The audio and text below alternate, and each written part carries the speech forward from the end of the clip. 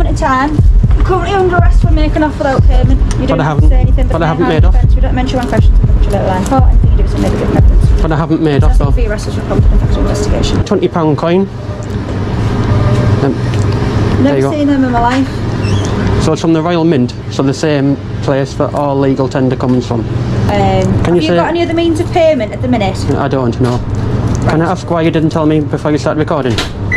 So when we go to any incident, our tour of duty and our police protocol is to video every incident we go to achieve the best evidence. But you've got to notify the person at the first available opportunity. No, we don't.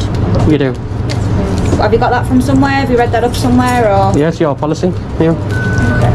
Okay. Well, at the minute, we're obviously videoing everything because we've been called to an incident. Immediate response where there's some ongoing issue with payment, whether it's a domestic... 999? Well, that's what's coming as, yeah. Wow.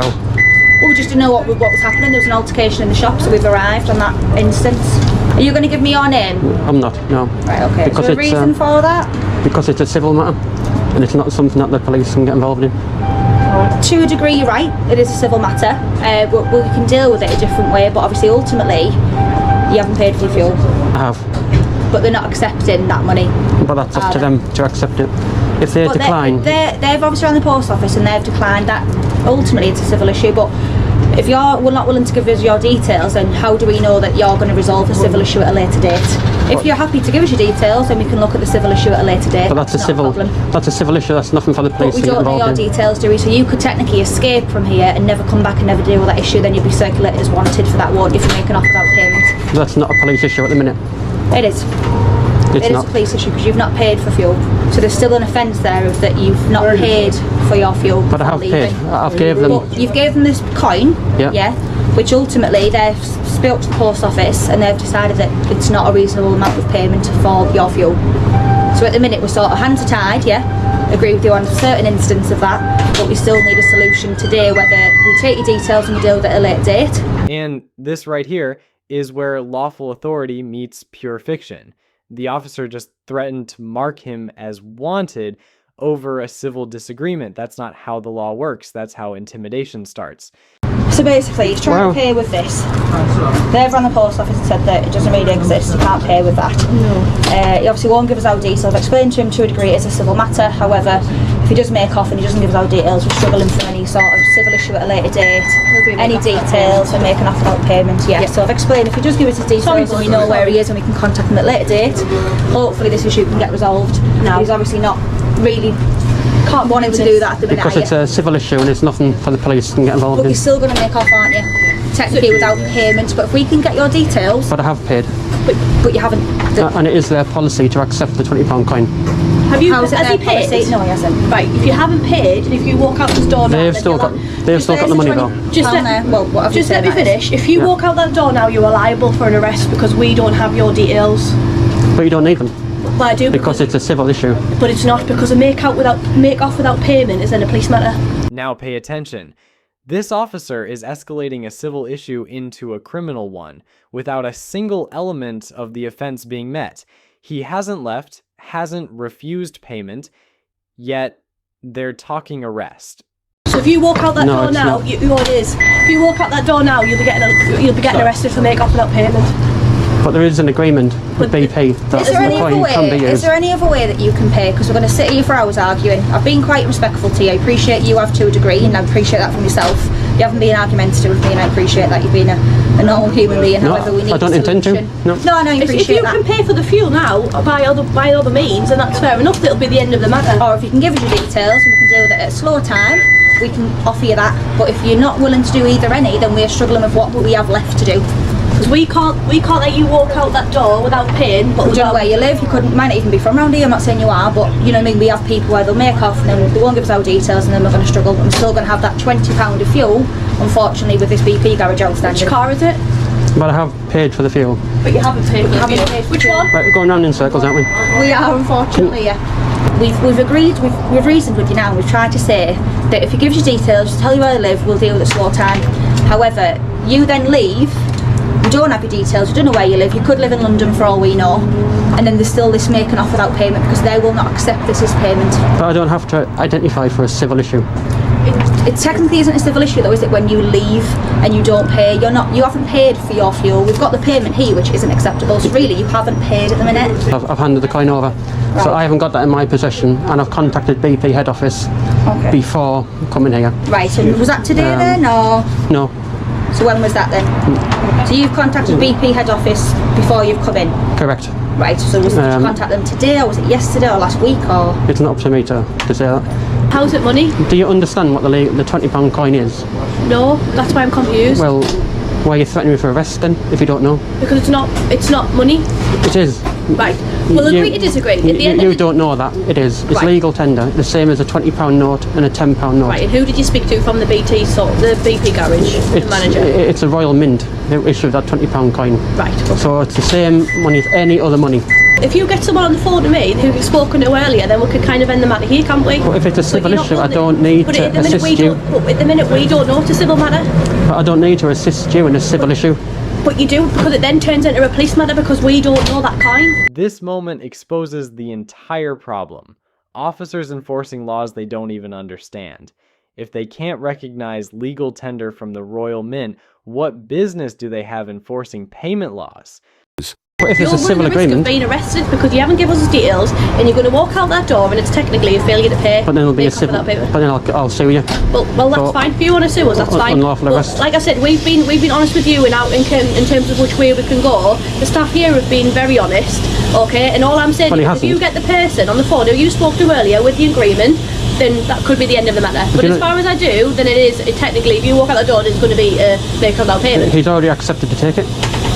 You haven't accepted to take it. No, haven't accepted to take it. You walk out that door, becomes a criminal matter, and you get arrested for make off without payment. You give us your details. You're refusing to give us your details, and we don't know that vehicle is yours because you're not. But I've told you. Is it urgent? That he said he would take the coin. But he isn't. If I take my mask off. Right, well I wasn't here for that, so we have no witnesses, unfortunately, other than you and him. Right now I can't view that. Body camera. But right now I can't view that. At the end of the day, you've come in, you've paid for you've got your fuel, you've come in. This isn't a payable matter. Once you leave, we've offered you to give us your details and deal with that way. For all I know, that vehicle could be registered to somebody else and lived in London. And how are we ever going to trace you? But I don't need to assist you. Once you leave the situation, it is making off without payment. I can't be any more reasonable with you and give you some sort of options that we can go with. But I don't need to assist you. Are you offering to give because the you're staff, wrong. not myself, not my colleague, the staff your name and contact number? No. Right, so we have one option but two will lock you up then. Well, I've got a civil agreement in the background. You can prove that at court. You can prove that at court. That's fine, you can prove that at court. Right, well this moment in time, you're currently under arrest for making off without payment. You don't have to say anything, but I haven't made off. We don't mention one question from the later line court. Anything you do is maybe give evidence. But I haven't made off though. For your arrest is prompted in factual investigation. Okay? But I haven't made off. You're under caution as well. And due to the fact you failed to provide details. But I haven't made off. Failed to provide details, yeah. But I haven't made off. Right, are we going to go calmly? We're going to go quietly? We would go calmly all the time. Okay, well, do you want to walk with us then? Of course. Thank you. Just come with me, sir, please. Have you got anything in your pockets that's going to harm me or you? Just take them out. It's just a question we ask everybody. Can we just take your camera off as well, please? About 10 months ago, I walked out of those gates after being falsely arrested for using the £20 coin. The Chief Constable has paid out £4,000 in compensation, but unfortunately he did not apologise at any point, even taking him to court. He went all the way to court, we had the hearing date, and then the Chief Constable saw some sense and paid £4,000 in compensation, but no apology. This arrest wasn't just unnecessary, it was unlawful from the very start. The auditor stood inside the premises, openly disputing the payment method, and had already offered valid legal tender. Under the Theft Act 1978, the offense of making off without payment requires both a departure from the scene and the intent to permanently avoid payment. Neither existed here.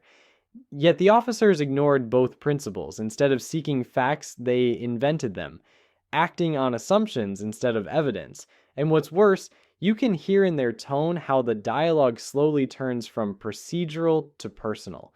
They stop questioning what happened and start deciding how it must look. That's how wrongful arrests begin, when authority replaces objectivity. Let's look deeper. One officer openly admitted it was a civil issue, but moments later threatened arrest.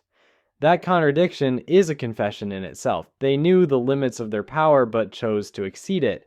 The phrase, "we can't let you leave," sounds protective on the surface, but in context, it's coercive, right? It's the sound of a public servant forgetting the boundaries that protect citizens from state overreach.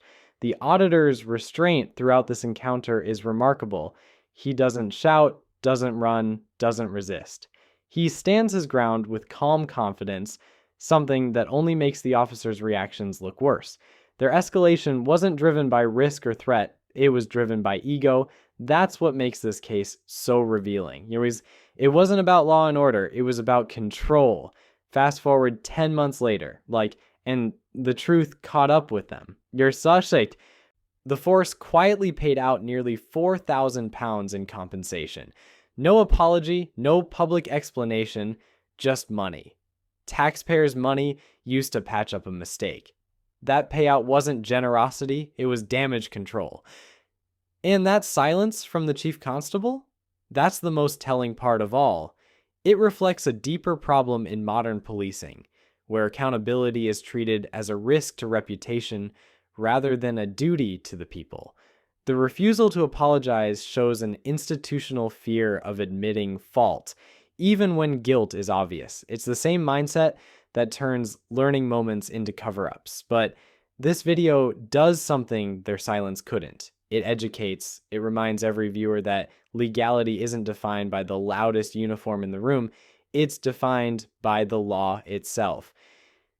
What happened here wasn't just one bad call. It was a complete misunderstanding of the limits of police power. It's why auditors exist, not to provoke, but to reveal what happens when authority goes unchecked. A civil matter was turned into a criminal arrest, and the system had to pay for it. But more importantly, we all learned from it, and that's how accountability begins.